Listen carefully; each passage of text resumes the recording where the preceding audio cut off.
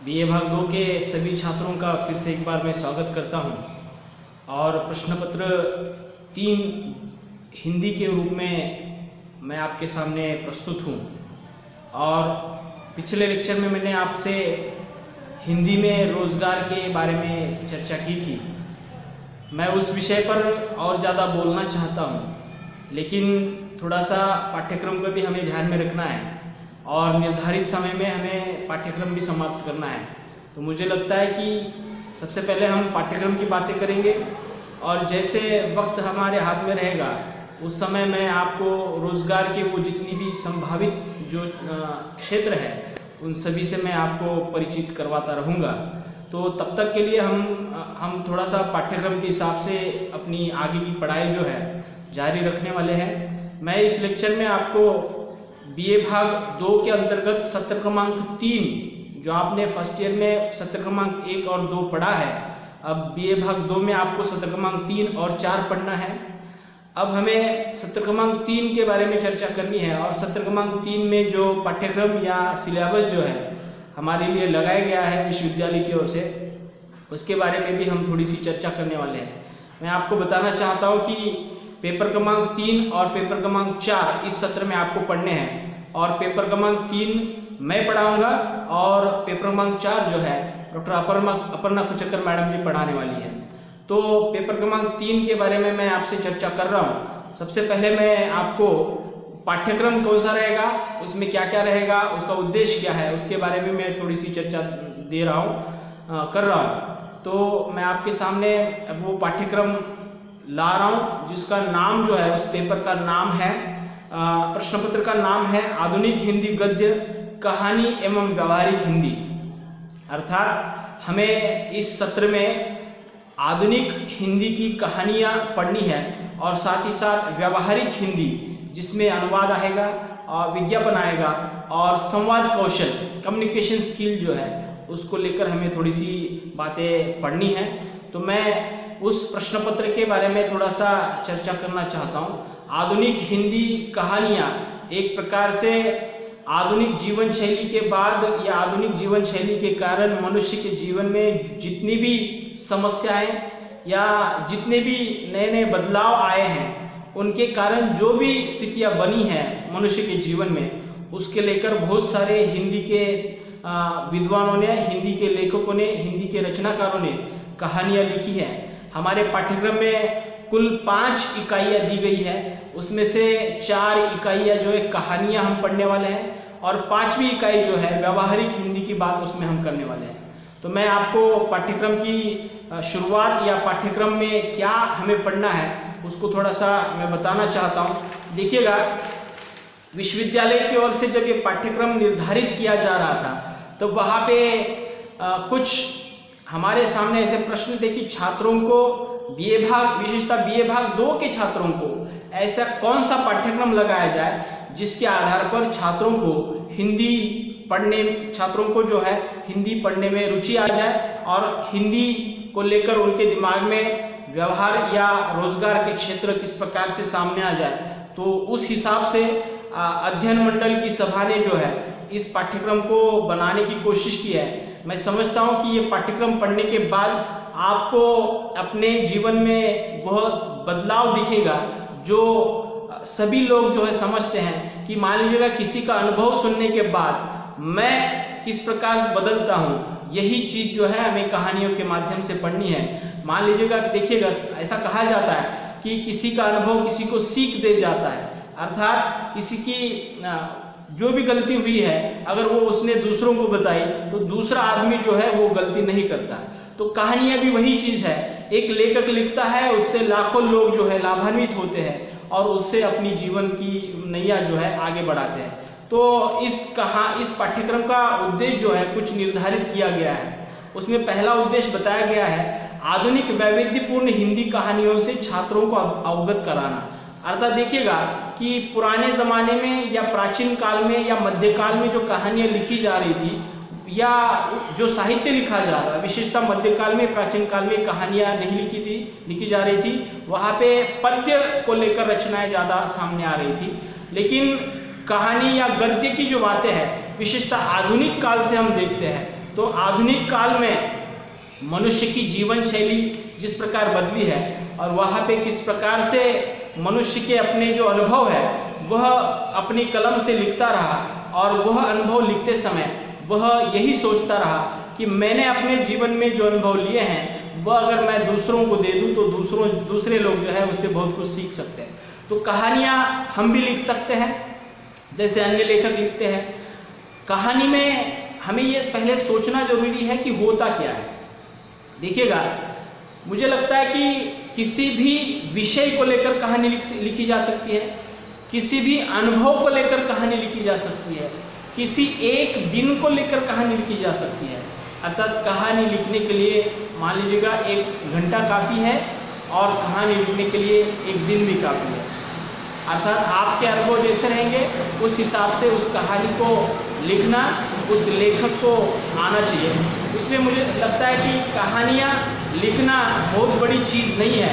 हम भी अगर थोड़ी सी कोशिश करें तो कहानियाँ लिख सकते हैं, लेकिन कुछ चीज़ें जो है कहानी लिखने के लिए हमें समझनी चाहिए। विशेषतः मैं आपको उन बातों से अवगत कराना चाहता हूँ कि कहानी लिखते समय हमारे पास क्या क्या होना चाहिए। सबसे पहले हमें देखना जरूरी है कि कहानी कैसे लिखी जाती है।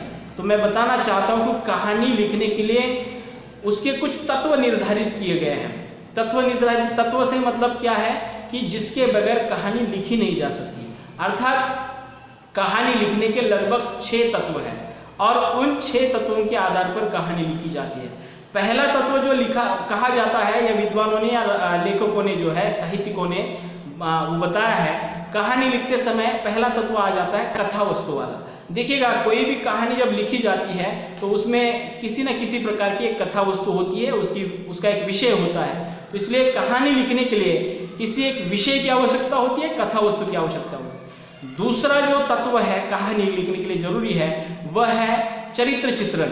अर्थात आप फिल्म देखते होंगे, फिल्म में आपने देखा होगा कि एक हीरो होता है, हीरोइन होती है, एक विलन होता है। अर्थात ये भी कैरेक्टर जो होते हैं उसी प्रकार कहानी में भी हम देखते हैं कि चरित्र होते हैं। चरित्र से तात्पर्य पात्र होते हैं। अर्थात कहानी लिखने के लिए चरित्र का होना जरूरी है, पात्रों का होना जरूरी है। अर्थात वह कहानी, कोई भी विषय कहानी में लिखा जाता है तो वहाँ पे पात्रों के माध्यम से वो सामने लाई जाती है और उस प्रकार से हम मान सकते हैं कि पहला कहानी का तत्व है कथा वस्तु और दूसरा है कहानी का तत्व चरित्र चित्रण। तीसरा कहानी का तत्व है देश काल वातावरण। देखिएगा, कोई भी कहानी जब लिखी जाएगी तो उसके आसपास के परिवेश को हमारे सामने लाया जाएगा। मतलब क्या है कि वह एक तो गांव में लिखी जाएगी, एक तो वो शहर में लिखी जाएगी या किसी विशिष्ट प्रदेश में वो लिखी जाएगी।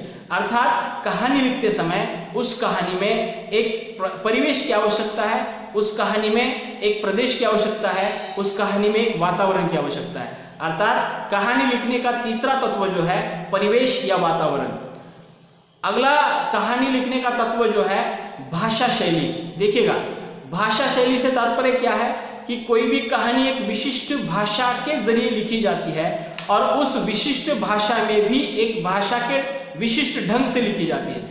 आपने ऐसी बहुत सारी कहानियां पढ़ी होंगी कि उसमें कुछ पात्र होते हैं, उनकी भाषा थोड़ी सी गंवारू होती है, गांव की भाषा होती है, कुछ पात्रों की भाषा शहरों की भाषा होती है। अर्थात कहानी लिखने के लिए एक विशिष्ट भाषा की आवश्यकता होती है और वह भाषा विभिन्न पात्रों के माध्यम से वहां पे लिखी जाती है। तो कहानी लिखने के लिए चौथा तत्व जो है, जो जरूरी तत्व है, भाषा शैली। उसके बाद कहानी लिखने के लिए अगला तत्व आ जाता है, वह है कथोपकथन या संवाद कह सकते हैं उसको। देखिएगा, कहानी जो भी लेखक लिखता है तो विभिन्न प्रकार के संवादों के माध्यम से उस कहानी को आगे बढ़ाता है। इसने ये कहा, फिर उसने ये कहा, अर्थात एक के बाद एक जो कहानी के संवाद या कथन जो है सामने आ जाते हैं। इससे ये हो जाता है कि कहानी आगे बढ़ती है। तो इसलिए कहानी की लिखने के लिए पांचवा आने वाले तत्व है कथोपकथन या संवाद। मतलब संवादों के माध्यम से कहानी जो है शुरुआत से लेकर अंत तक चलती रहती है। उसके बाद कहानी का अंतिम तत्व जो है वह है उद्देश्य। देखिएगा, कोई भी लेखक या कोई भी रचनाकार जब कहानी लिखने के लिए बैठता है तो उसका कोई ना कोई उद्देश्य होता है। कोई ना कोई उद्देश्य होता है, मतलब क्या है, मान लीजिएगा कि कोई व्यक्ति ने कहानी लिखी है और उसके साथ कोई अजीब सी घटना घटित हुई है और वह उस घटना को जो है कहानी का रूप दे रहा है, तो समझ लीजिएगा कि वो व्यक्ति चाह रहा है कि मुझे जो अनुभव आया वो चाहे अन्य लोगों को न आए, इसलिए वो कहानी के माध्यम से उस कटु से कटु अनुभव को सामने रखता है ताकि बाकी लोग उस अनुभव को पढ़ने के बाद कहानी के माध्यम से उससे समझ जाए या सुधर जाए या उससे सावधान रहेंगे। तो इसलिए प्रत्येक रचनाकार या प्रत्येक लेखक जो है कहानी लिखते समय एक विशिष्ट उद्देश्य दिमाग में रखता है। तो कहानी के कुल मिलाकर 6 तत्व है। मैं फिर से एक बार दोहराता हूँ। कहानी का पहला तत्व है कथा वस्तु, दूसरा है चरित्र चित्रण, तीसरा है देश काल वातावरण, चौथा है भाषा शैली, पांचवा है कथोपकथन या संवाद और छठा है उद्देश्य। अर्थात इन 6 तत्वों के बगैर हम कहानी नहीं लिख सकते। अगर एक बार आपने इन 6 तत्वों को समझ लिया तो समझ लीजिएगा कि आप भी जो है एक अच्छी कहानी लिख सकते हैं और आपके भी पाठक वर्ग जो है तैयार कर सकते हैं। मतलब आप एक अच्छे लेखक के रूप में भी वहां पे अपना नाम जो है रोशन कर सकते हैं। तो इसलिए हमारे पाठ्यक्रम में विभिन्न लेखकों द्वारा, हिंदी के नामित लेखकों द्वारा जो भी कुछ कहानियां लिखी है उनको हमें पढ़ना है और वो पढ़ने के बाद हमें समझ में आ जाएगा कि कोई भी रचनाकार जब कोई कहानी लिखता है तो किस तरह से लिखता है, कैसे शब्दों का प्रयोग करता है, किस प्रकार के वाक्य इस्तेमाल करता है। वहां पे व्याकरणिक स्तर पर, उसमें भाषिक स्तर पर, उसमें भावना के स्तर पर, उसमें अर्थ के स्तर पर किस प्रकार वो बातें सभी वहां पे लिखता है, ये बातें आपको कहानियां पढ़ने के बाद ही समझ में आ जाएगी। इसलिए पाठ्यक्रम में ये कहानी का एक पेपर जो है हमारे सामने रखा है।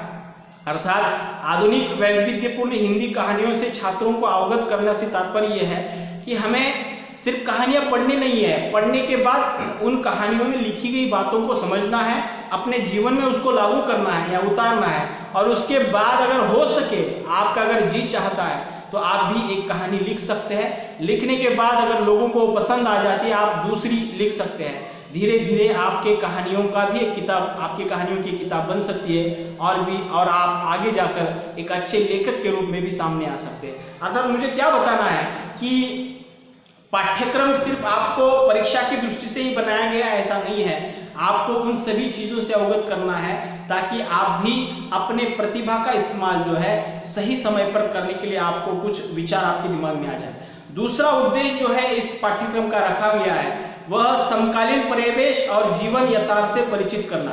समकालीन परिवेश से तात्पर्य कि आज का वातावरण कैसा है, आज का समय कैसा है और साथ ही साथ जीवन का यथार्थ क्या है, जीवन की वास्तविकता क्या है, सही मायने में जीवन किसे कहे, सही मायने में जीवन कैसे जिया जाता है, ये भी बातें जो है छात्रों के सामने लाना एक उद्देश्य इन कहानियों के माध्यम से है। अर्थात किसी का अनुभव किसी के लिए बहुत बड़ी चीज बन सकती है। तो मुझे एक लगता है कि आपके लिए ये समकालीन परिवेश और यथार्थ से परिचित करना, ये जो उद्देश्य है ये भी सफल इन कहानियों से हो जाएगा।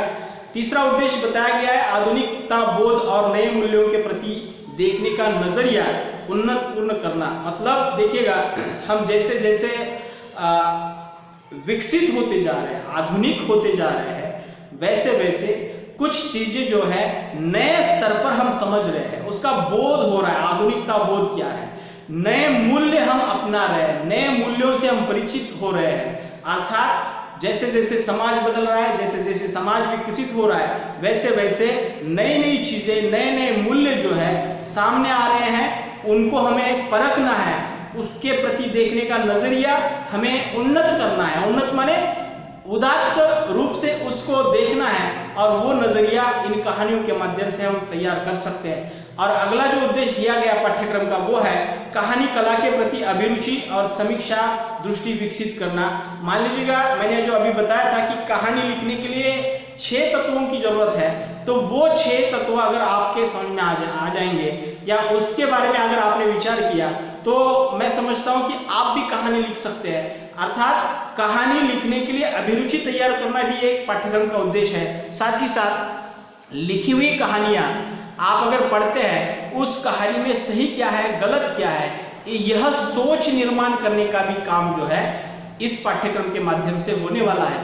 तो मुझे लगता है कि ये हम अब बड़े हो गए हैं, अर्थात हम बीए भाग 2 में आ गए हैं। बीए भाग 1 में भी हमने कहानियाँ पढ़ी थी, अब बीए भाग 2 में हमें विशेष रूप से एक स्पेशल पेपर पढ़ना है और उस पेपर के उद्देश्य मैंने आपके सामने बताया है। मुझे लगता है कि आप में से ही भविष्य में कोई एक बड़ा लेखक जो है निर्माण हो सकता है, तो इस पेपर को गंभीरता से ले लीजिएगा और उसके प्रति रुचि अपनाते हुए इस पेपर के बारे में या इस पेपर में जितनी भी कहानियाँ दी है मैं आपके सामने तो रखने वाला हूँ और आप खुद अपने स्तर पर भी उसको पढ़िएगा, परीक्षा की दृष्टि से भी उसकी तैयारी कीजिए। और अभी जो मैंने बताया था लेखन के स्तर पर, अगर आप कहानी लिखना सीखना चाहते हैं तो भी उस दृष्टि से भी उन कहानियों को पढ़ते रहिएगा।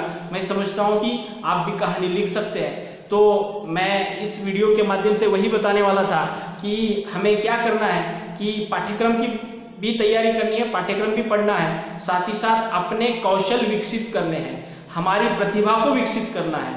हमारे दिमाग में जो भी विचार आते हैं, हमारे दिमाग में जो भी कुछ ख्याल आते हैं, उन ख्यालों को अगर हम कागज पर लाते हैं तो समझ लीजिएगा आप भी एक बड़े लेखक बन सकते हैं। तो उस हिसाब से इस पाठ्यक्रम को बनाया गया है। तो अगले लेक्चर में मैं पाठ्यक्रम के रूप में जो भी कुछ कहानियाँ हमारे पाठ्यक्रम में लगाई गई है या मैंने जो 5 इकाई की बात की थी वो 5 इकाइयाँ मैं आपके सामने रखूँगा और उसके हिसाब से हम पाठ्यक्रम की शुरुआत करने वाले हैं। तब तक के लिए रुकते हैं, धन्यवाद।